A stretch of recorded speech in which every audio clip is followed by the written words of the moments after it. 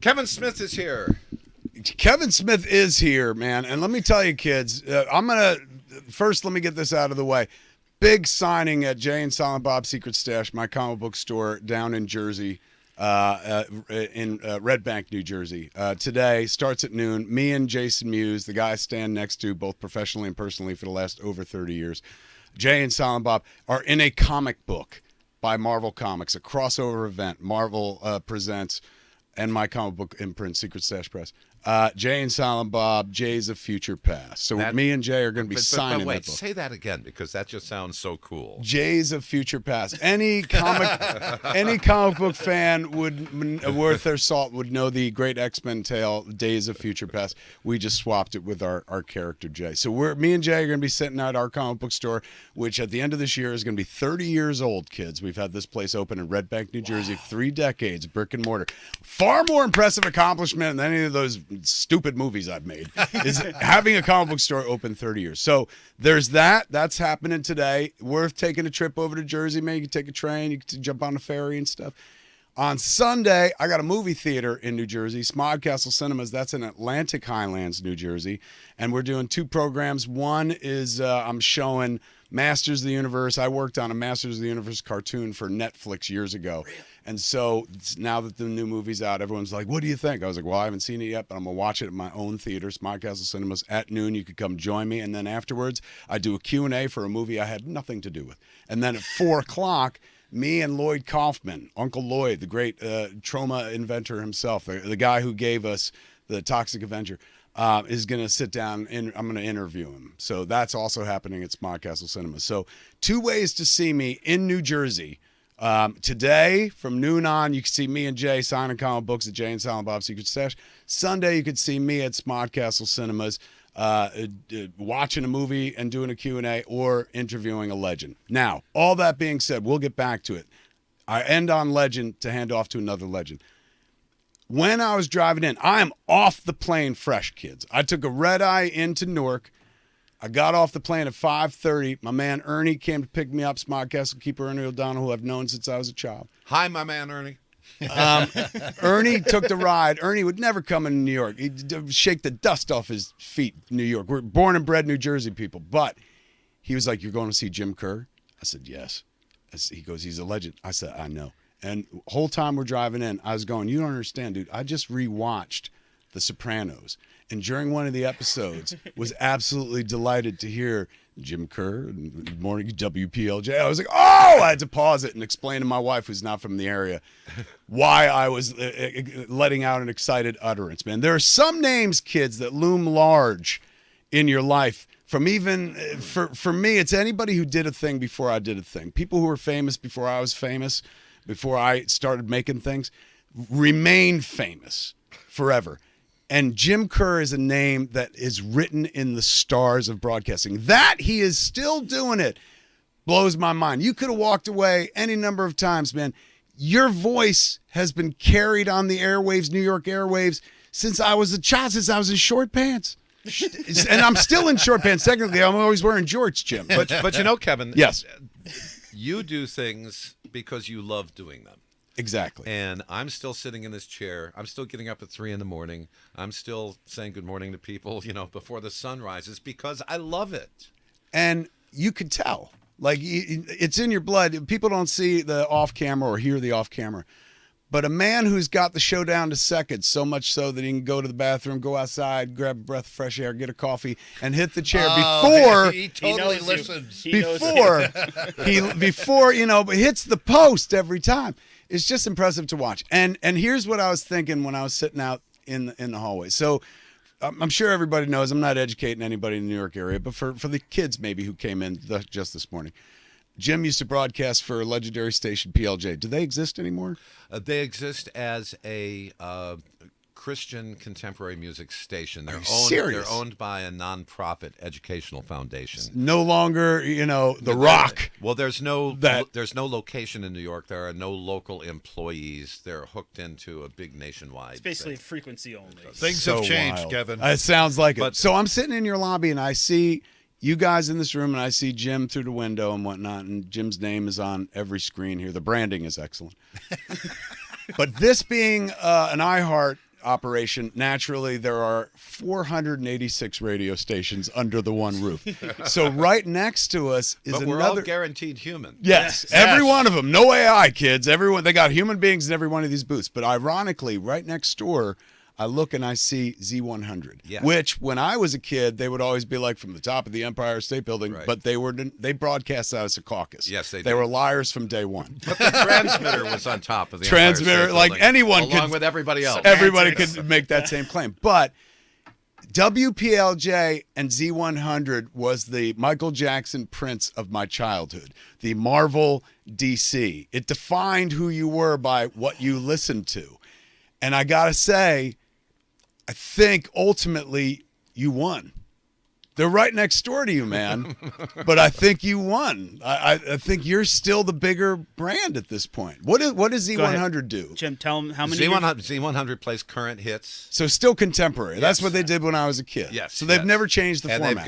They've never changed the format, and they've got the awesome Elvis Duran morning show on.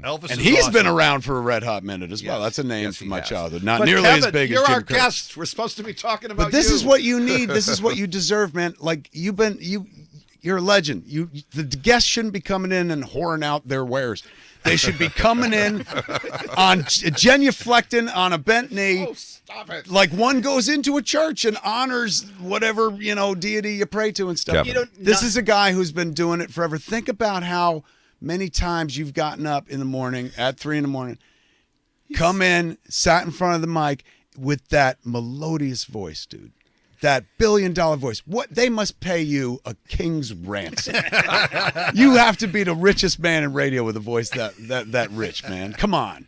There's only 2 people who've ever called you out on that. The other was Howard Stern. It's Howard and Kevin. What? Yeah, he goes, you got to be richer than me at this point.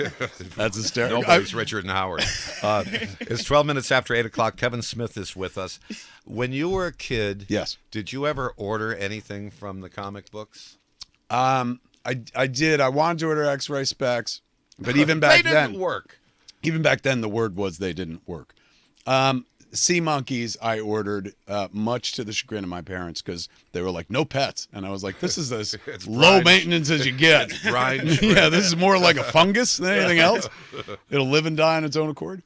But I got sea monkeys. That was the only thing I ever got. But I also, Mile High Comics would take out a double-page spread in most Marvel books.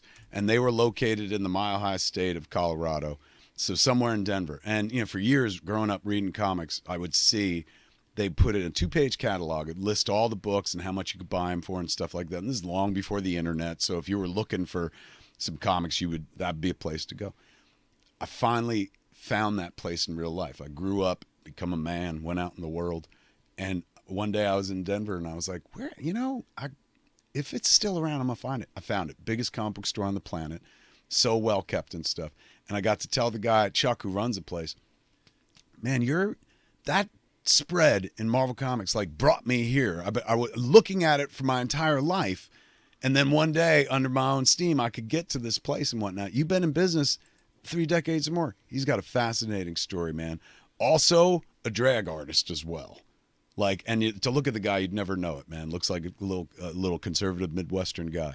But he runs his comic book shop the way everyone should run whatever business they run. Anyway, I'm getting off the point. Point being, I ordered books from him when I was a kid, so I actually got to go to the place I once ordered books from. Sometimes if you're lucky, kids, and you live long enough, you have these experiences where you get to square the circle. I mixed movies. Like when you make a movie, you shoot it, and then in post-production, you edit it, and then you eventually have to sound mix it. So for a lot of the flicks, we went to Skywalker Ranch to sound mix the movies, and that's in Marin County and whatnot. And I remember the first time we went was on Dogma. Chasing Amy was a critical hit and stuff, and people who worked at Skywalker liked the movie, so they gave us a cheap rate to do the mix on Dogma. So when you go there to mix at Skywalker, you live there. They got their own facilities, like rooms and stuff, all named after famous directors, like the John Ford room and stuff like that. So you live on property and whatnot.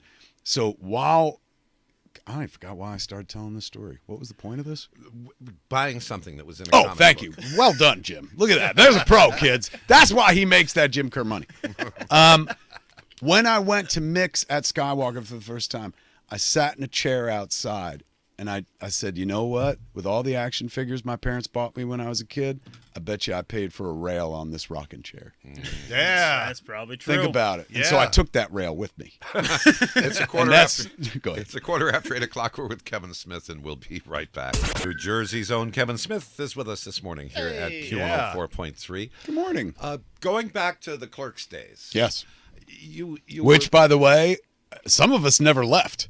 There ain't a day go past since I first said the word Clerks out loud that I haven't invoked that name 5 times a day. Yeah, but outside Yes. of the ordinary financial system that people tap into in order to make movies, you were on your own.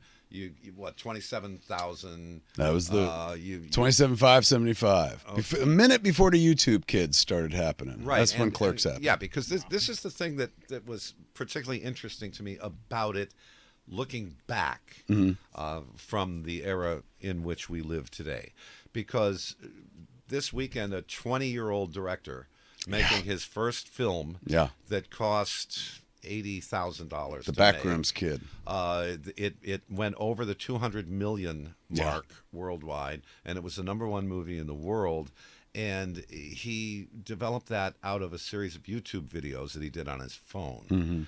And then there's the kid who did Obsession. Yeah. Another movie that's killing it at the box office. He's also a YouTube trained kid. And then earlier this year, what was the movie called? Iron Lung? Markiplier, I think his name was. Another YouTube kid who made the entire movie himself, had effects in it, learned how to do effects, and is the star of it. And that made, like, I think he made 60 million or something like that. With no distribution, he's self-distributed. but none of that technology existed when you decided, Yeah, but even if it did, I'm like, going to make a movie. even if it did, I wouldn't have used that technology, because the only reason Clerks got made is because it seemed idiot-proof. Like, we could shoot in black and white, because if we shot in color, like, it wasn't even an artistic choice. A lot of people were like, oh my God, like, it's so artsy. If we had shot the film in color, we were shooting under the fluorescent lights of the store, and it would have given everyone a green pallor. So, in order to negate that, we'd have to turn off the lights, bring in a lighting package, tungsten lights. That would have cost more money, $500 I didn't have. So I remember talking to Dave Klein, who is our cinematographer, who grew up to be the guy who shoots Lucasfilm stuff. He shot Mandalorian Grogu, the movie that just came out 3 weeks ago. But can you imagine what a glow up from Clerks to that? So I say to him, I was like, what do we do, man? I can't afford lights. He goes, he's going, if we shoot under these lights, everyone's going to be green. I said, what if it wasn't in color? He goes, well, if it's not in color, then nobody has any green pallor because there's no color whatsoever. He goes, yeah, so you could shoot in black and white. And we shot in black and white because it was just cheaper. We didn't have to rent a lighting package. And development cost, it was cheaper than developing color film. So when the movie went out into the world at film festivals and when smart people started writing about it, they say, like, the movie is shot in black and white, as if a maison scene, as if you're looking at the people working in the convenience store from the perspective of the security camera. And I remember reading that, and then when people would interview me after that, they'd be like, why black and white? And I was like, well, I always thought it'd be cool if it looked like it was shot from the point of view of the security camera. Yeah. Well, you're a director now. Hardly. That depends who you ask. You ask the internet, they'll say something way different. Like, he's no director. He's a hack. But, like, you've been in so many things, and, That's ridiculous. and you're looking, always into the future. I've always wanted Jim to make a movie. 100%. I've always wanted Jim to be in a movie about 100%. him. 100%. And here's the thing. But who would you cast for Jim Kerr? That's the biggest issue that Jim Kerr biopic. But that's the thing, a Jim Kerr biopic. Right now, top of my head, Gary Oldman. Look at him. Gary oh Oldman? my God! Look that at would be Gary amazing. Oldman in Fresh, what's that show called? Horses? Slow Horses. Slow Horses. Yeah. Take a little weight off him and stuff like that, but perfect age, got the same hair. Oldman has a voice and could probably, he's one of them actors that goes deep, right? So he'll find the timbre. He'll go until he gets to, because you could look like Kerr, But sounding like Kerr is the heart of this story because this is an audio tale. Yeah. So I think an actor of that caliber. An audio tale. Yes. He already came up with the title. There it is. Kids, we're selling tickets already. And you can watch it where? It's Modcastle Cinemas in Atlantic Highlands, New Jersey, where this Sunday you can see Kevin Smith for a screening of Masters of the Universe at noon or a show with Lloyd Kaufman. At 4 o'clock in the afternoon. Yeah. Yeah, and only $20. I got my own movie theater, man. Me and Ernie grew up going to this movie theater, and then during COVID, they were going to close it and turn it into condos. And we let's save the theater. And we got together like the Goonies, me and my friends, and we all saved the theater. It was the worst financial decision we ever made. Nobody going to the movies anymore. But we get people to come out by doing event programming. Yeah, so but it makes you strangely happy, doesn't it? Love it so much. I wouldn't have it any other way. It's a labor of love. But while we can't get people to come see brand new movies, we can get them to come see the stuff I've made, especially if we bring out older guests. So we had a screening of Cop Out, a movie I made years ago. And last February, not the February of the past, but the February before, it was the 15th anniversary of this movie. Nobody celebrated the 15th anniversary of Cop Out except for the guy who made Cop Out. And thankfully he had his own theater, so I put it up for sale. I get a call from Tracy Morgan's people. Tracy Morgan is in Cop Out. Now, I ain't seen Tracy since he got in that near fatal car accident with the Walmart truck and stuff. So they're like, hey, Tracy's calling. You got time to talk to him? I said, my God, yes. And they put him on the phone. And he goes, Kev, you showing Cop Out in New Jersey? I said, yeah, 15th anniversary screening at my theater. We're going to show the movie. You want to come? He goes, yeah, I'm going to come to Jersey, get everyone pregnant. And he hung up. And then came down and we had the screening. So we get people like, we'll do a screening of Tusk and then bring Justin Long out afterwards to explain himself. So we can fill the seats like that way. And something doing like the program like we're doing with Lloyd on Sunday at 4 o'clock. I think that's a thing where people are like, oh my God, the guy who invented the Toxic Avenger, I'll come see him speak. He's like an indie film legend. So I love the theater as much as I love the comic book store. The one has been in business for 30 years at the end of this year, the comic book store, where we're doing the signing today from noon till 5, me and Jay. The movie theater we all got about 5 years ago. This end of this year is the 5th birthday. Yeah, that we've had it. But at the end of this year, it is celebrating its 105th birthday as a movie theater. That's really cool. Crazy. Quick question. Fire away. Nerdy director question. I'll find one and give an answer. Sam Mendes, 1917. Was it one camera or not? I believe, if I remember, to me it looked seamless. Like one camera. Just like if you go way back in your cinema history, remember Hitchcock did Rope? Yeah. And the trick of Rope was this is all one long shot. Yeah. And he hid his cuts in closing kitchen doors and stuff. He was very artful about hiding the edit, but the illusion of Rope is it is one long continuous shot. They had help, digital help, but I believe that is one long run. Yeah. From what I've read and what I've seen, and I watched, like many people, I've gone to TikTok or Instagram and seen the behind the scenes where they put the movie shot on one side and then under it they put the raw footage you see it being shot. And I think they did it in one. Mount Rushmore directors. For me, I go Spike Lee. Let's see. I got to give it up for Richard Linklater because Slacker is the movie that made me want to be a filmmaker. Let's see. Ooh, this is tough. You broke Kevin Smith. Yeah, there's four, and I'm already down to. Can I put myself up there? Yeah, I'm a huge Kevin Smith fan. And Kevin Smith, and you stole the thing from John Ford's chair. So exactly right, heavens. That's tough figuring out who my faves are, man. Like I love the Russo brothers. Like I love the Avengers movies and look forward to the Doomsday as well. So they might go up there as well. And do they count as one director or two heads? Kevin, when you mentioned Rope, though, it gave me the chills, gave me the creeps just thinking about that movie, and I haven't seen it in years. In a minute. And I do watch old movies a lot. I saw something in my timeline about TCM just recently. I don't know. Were they I bought this T-shirt. Your own money. That wasn't even a freebie from the good folks at TCM. My own money. That's a guy promoting because he wants to. Let me tell you. So we got here. I landed at 5:30. So we got into the city like early. We were in the city by like 6 a.m. and stuff. And I didn't come up here till like 7:40. So we were sitting in the park across the street, which we learned during the break was where the crime happened, where Luigi shot that guy. So we had no idea. We were just sitting in the park for a good hour and change.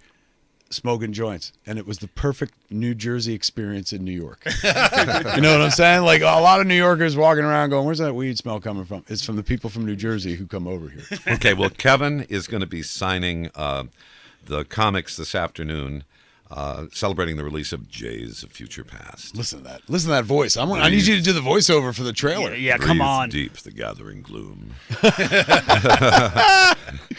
Jay's Future Past. It's like an audition right here. Right there. Oh my It's God. about you got the job. day. It's about the day. that- Oldman couldn't do that. It's about the day Dr. Doom tried to kill Jay and Silent Bob. There you go. Look at that. Sold. boy.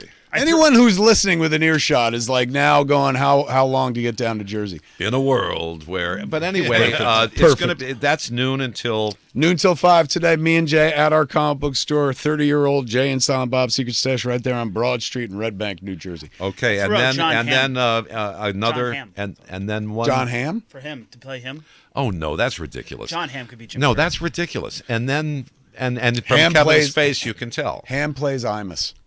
Okay, because Young he'd be Imus it- in 'cause he'd be flashback. it too. Okay, the Put the hat on him, the Western hat. okay, He knows your whole history. but now we just have to have the absolute final Do it. plug for what's going on Sunday, because Yes. we just talked about what's happening today at your comic book store, Come meet me and Jay. We'll sign your comics, kids. which is the most famous comic book store in the world. Thank you for It's saying on it. Broad Street in Red Bank. But then at the movie theater, Smod Castle Cinemas. Yeah. Clip that'll- that. That's that'll- going in all our ads. That'll be on Sunday. We're going to put that as our outgoing message. Welcome to Smod Kessel. Okay, there's two movie phone events. guy. Two events on Sunday. Yes, you could come see me at noon. I'm going to watch Masters of the Universe. We do a little series called Watch with Kev where we watch the movie. I intro the movie, we watch it together, and then I get up and do a Q&A for a movie I had nothing to do with whatsoever. Good times, man. It's for film fans and stuff. And then at 4 o'clock, for even bigger film buffs, I'm going to sit down and interview the great Lloyd Kaufman of Troma Films about the breadth of his entire career. True indie filmmaker who's been doing it, but laid the track upon which my trains ran years later. All right, Kevin Smith, thank you for Such a visiting with pleasure to be here in a room with a legend and a legend's couple us here friends. at QO. You got in there, kids. It's 8:33.